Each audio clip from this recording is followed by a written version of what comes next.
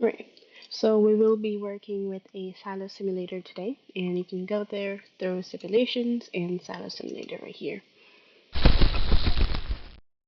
Well, essentially, we will be automating this whole system where we have a box that will be passed on through a conveyor, which will automatically stop here, and the valve will open up to allow the liquid from the liquid tank to flow until um, the, the box is full, and it will automatically shut down, like turn off the valve.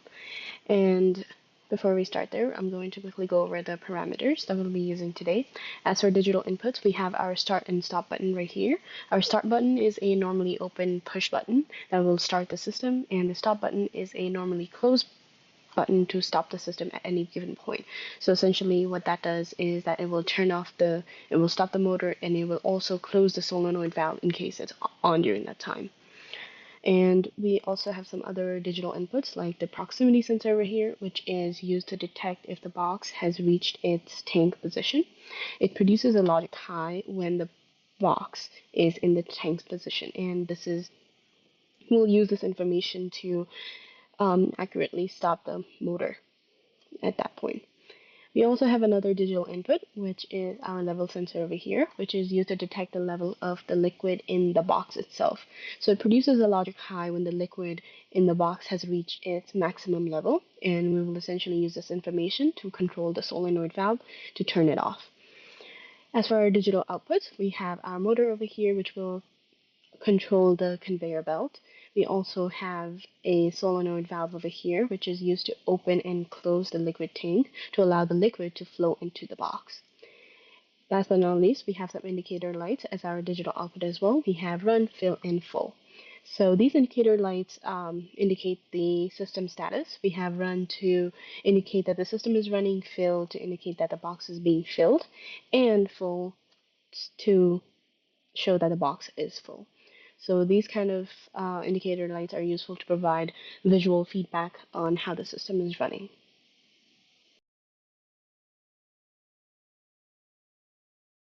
So to start this, I'm going to start with a simple start and stop function. So I'm essentially going to use program these two buttons first. So for that, I'm going to use a normally open contact for my start button, and I'll drag the address of my start. And I'll change this to be my start. And I am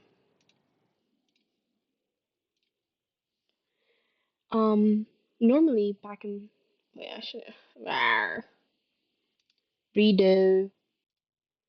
So in order to start this, I'm going to drag a normally open contact, which is going to be my start right here. Oh, and I already have it as start. And instead of having it directly control the motor, I'm going to use a marker instead.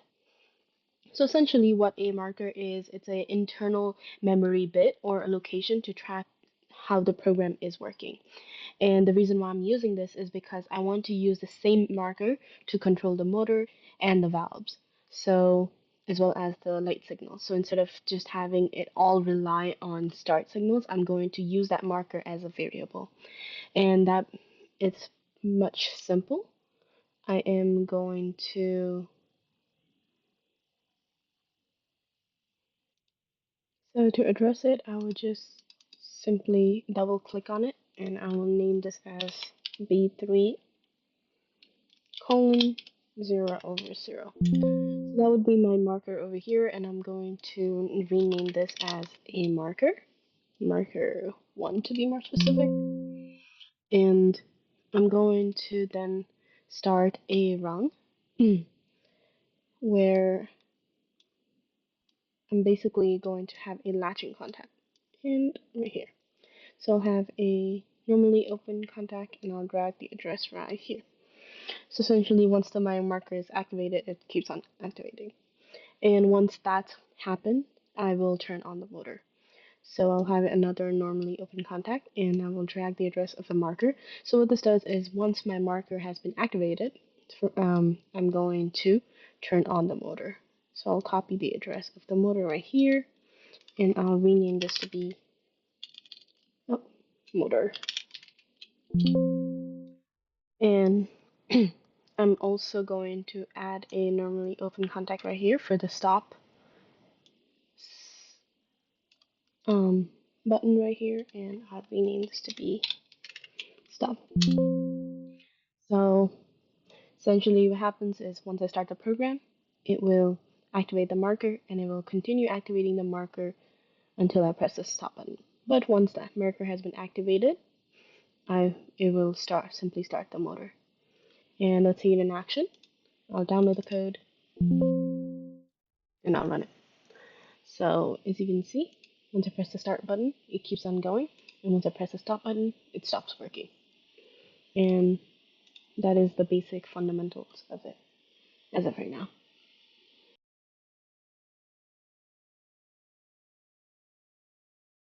Now I'm going to be focusing on the actual liquid filling and stopping of the conveyor belt. So I am going to detect if the box has reached this position using the proximity sensor over here. So I will drag the normally open contact and drag the address of the proximity sensor, and I'll just name this to be prox for proximity sensor. And just like how I did over here, instead of, oh, I do not have a start here.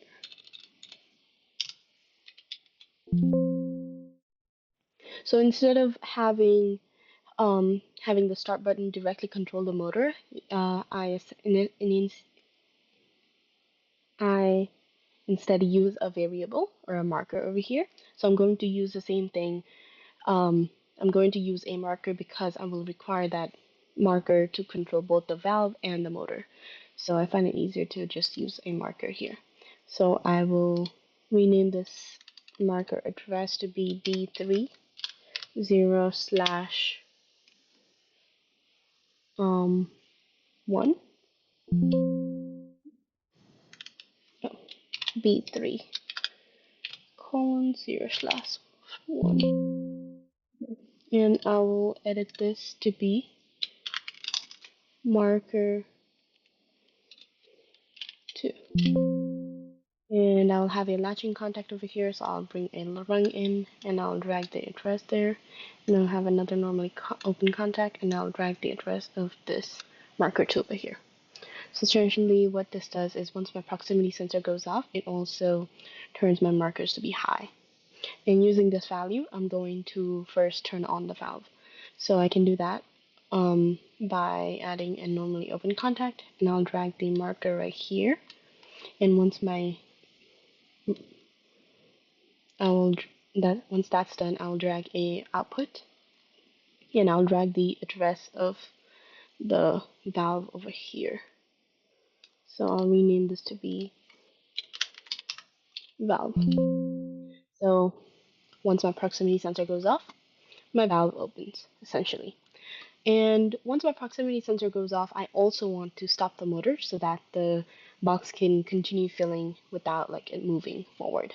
And I can do that by modifying this rung over here. So instead of just depending on marker 1, I would want the opposite effect of marker 2. So I will have a normally closed contact. So what this does is once the start button is pressed and the proximity sensor is not high, basically, indicating that there's a box there. So I'll drag the address of it there. So what this does is once this goes off, it stops my motor. So now we have it to be coming in this position and filling the tank. And now we'll be using this level sensor to stop the valve.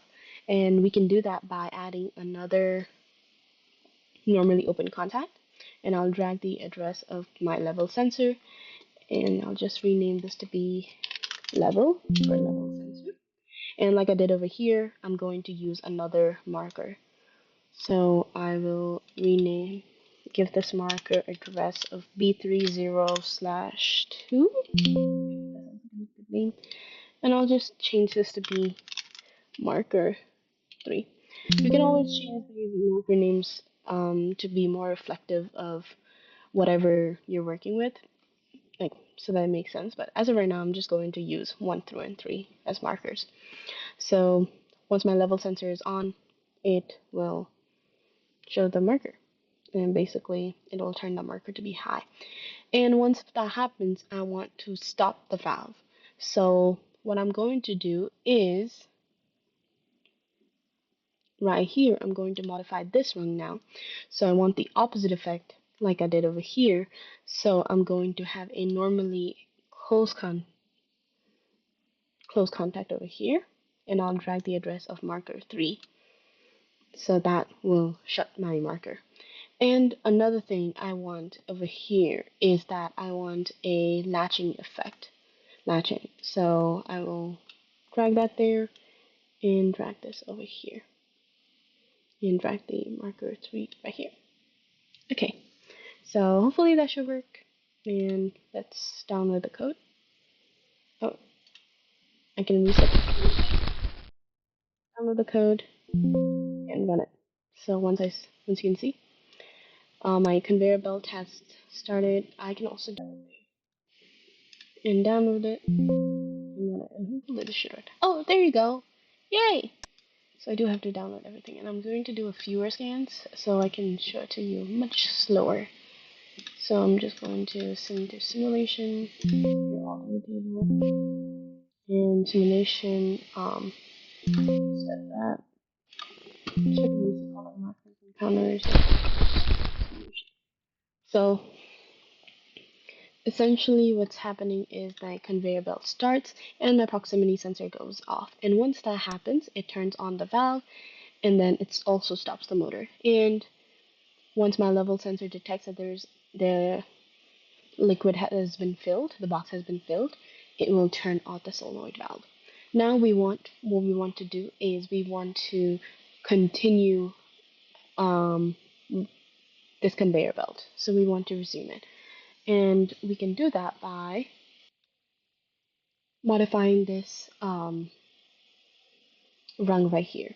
So now instead of just having this, I will have a parallel rung that would tell me to keep going forward once my marker 3 is active. So I'll do that by adding a rung. Oh, I didn't mean to do that. Adding a rung right here and dragging these two in, and I'll have a normally open contact and drag the address of the marker 3. So essentially what I want to do is it can either go this way or it can go once my marker 3 has been activated. So I will basically reset the simulation and then download the code and run it. Oh, lol. I don't know.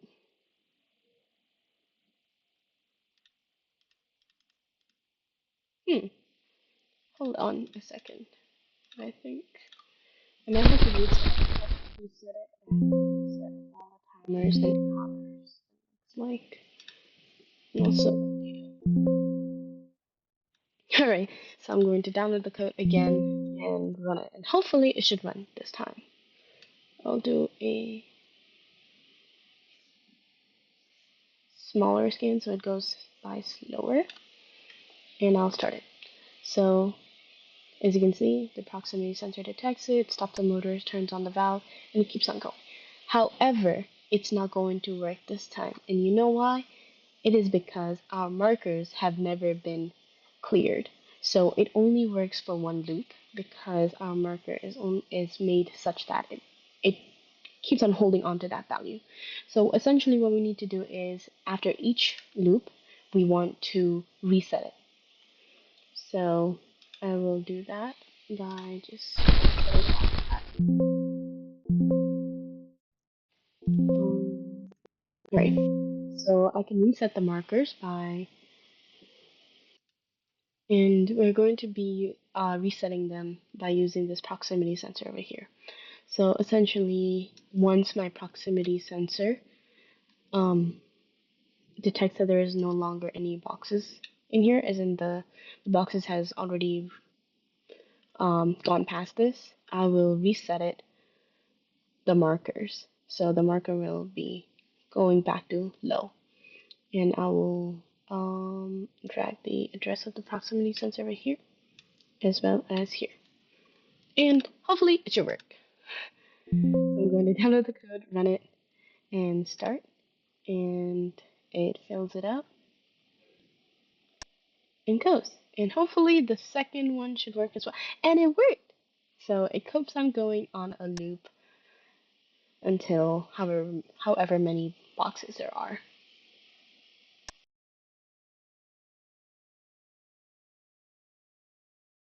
To be fixing some of the bugs in our system, and one of them is the stop button over here. And let me just show you what the current issue is. As you can see that once I start the system, and I press on the stop button, it will stop the conveyor belt. However, when I'm in the filling process, and no matter how many times I press the stop button, it continues to fill the portal or the box. And we want the stop button to stop the filling process itself, so we want it to completely turn off the valve. And we can do this by simply going onto this. We are going to fix the issue right now. So a way we can use this to fix this is by using marker 1 over here. So we know that once we press the stop button, the value of the marker goes low, which means that's basically off. And we can use this value to turn off both the marker 2 valve and marker 3 as well to completely stop the entire system. And we can do that by dragging a normally open contact in marker 2 valve and our marker 3, and we'll drag the address of marker 1, 2, and 3. Essentially what we want is that this same relation, where if the marker 1 is off, it will turn off both the marker 2 valve and 3, therefore stopping the whole filling process. And we can see this in action by simply going here. I'll download the code. And I'll download the code and hit the run button. So as you can see, once I press the start button and once I press the stop button, it stops. And even when I'm filling, it stops the button and turns off the valve. And as you can see over here,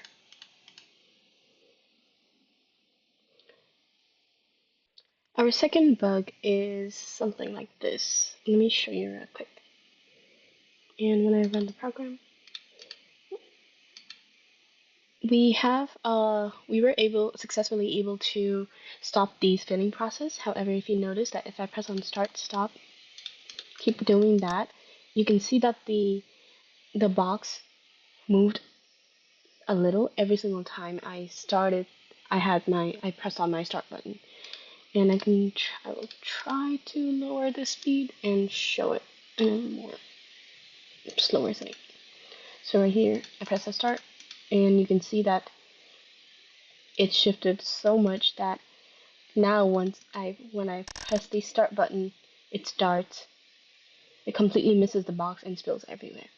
And this is something that we need to fix, where we need to stop the conveyor belt when our box is being filled. And we can do that by simply going over here into editing mode, and we can see that we have marker 1 over here, which controls both the start of the system as well as the start of the motor. So we can see that these two over here are here. So I'm going to introduce a new marker, which is marker 4, to control just the motors.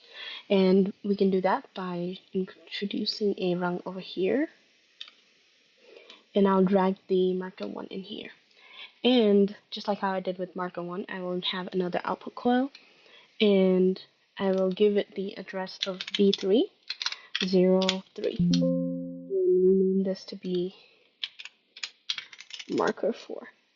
So now this is the marker that I'll be using to control the motor. So I'll drag the address of the marker and place it in place of marker 1 right here.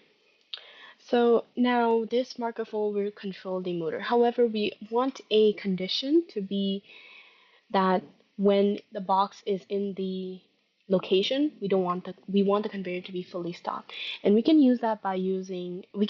enforce that by using a proximity sensor over here. So I want the opposite effect of whatever the proximity sensor is going with. So if I have a logic high of proximity sensor, meaning that there is a box in its location, we want the marker 4 to be low, and vice versa. So what I'm going to do is have a normally closed contact, which will give me the reverse effect of my proximity sensor. So I'll drag the address of the proximity sensor here, and hopefully this should fix it. So to summarize, if my proximity sensor is high, my marker 4 is low, and if my proximity sensor is low, my marker 4 is high, and it will help with that. And let me see this in action by and I'll download the code and run it. So as you can see, oh yes, even though I'm pressing it start and stop multiple times, you can see that the box is not moving at all, and only moves once it's completely filled. Another issue that I have in this code is that when I press the start button and after its filling process, we have a short, very one pulse timing where both of these level sensors and proximity sensors are high and the valve remains open. So this causes the valve to be open, and as you can see that right over here, once it's leaving, so right here in this direction, in this time, when I press the start button, I will start the valve as well, just because it starts the whole system.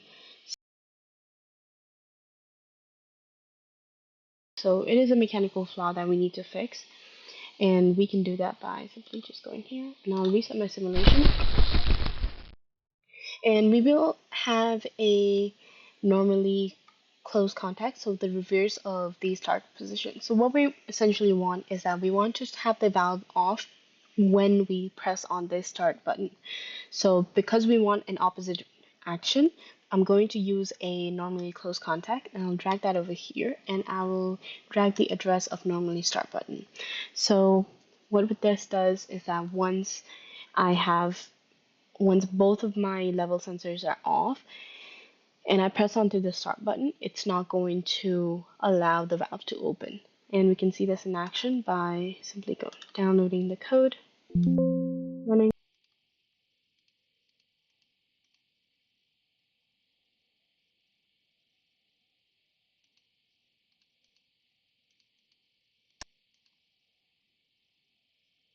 Okay.